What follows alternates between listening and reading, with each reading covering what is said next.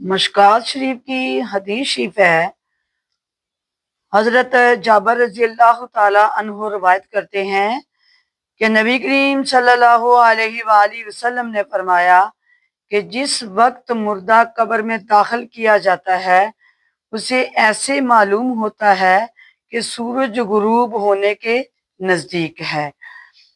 پس وہ بیٹھتا ہے اور اپنی آنکھیں ملتا ہے، کہتا ہے مجھے چھوڑ دو، میں نماز پڑھ لوں۔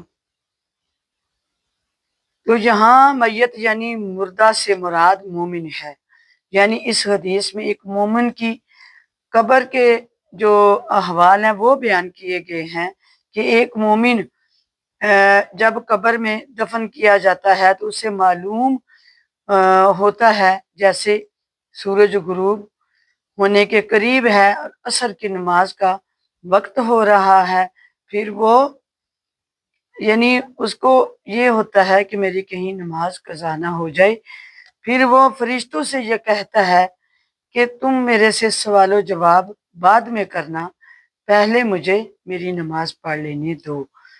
تو اس سے یہ معلوم ہوا کہ وہ نمازی تھا اور نماز کے ساتھ عشق کرنے والا مردہ جو ہے وہ فرشتوں کے ساتھ اس طرح کی گفتگو کرتا ہے کہ اس کو ایسے لگتا ہے جیسے کہ وہ اپنے خاندان میں ابھی بیٹھا ہے اور دنیا میں ہی ہے۔ تو تھوڑی دیر کے لیے وہ سویا تھا اور اٹھ کھڑا ہوا اور دیکھا کہ نماز کا وقت ہو رہا ہے۔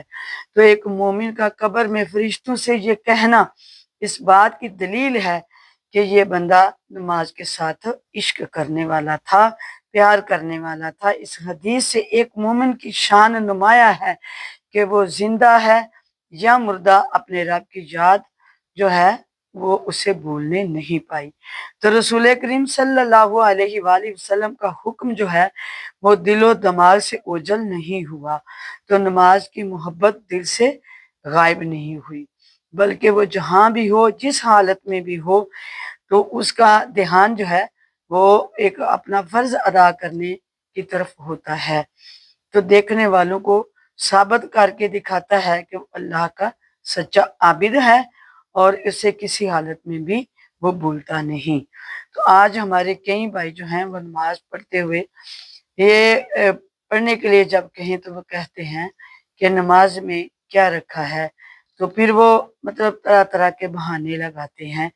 تو ہمیں یعنی کہ ہمارے بھائی کو اللہ ہدایت دے اور اس طرح کے الفاظ نہ استعمال کریں، اور اللہ ہمیں ایک باقاعدہ ہمارے بھائیوں کو، مسلمان بھائیوں کو، بہنوں کو نماز کی پابندی کی توفیق عطا فرمائے۔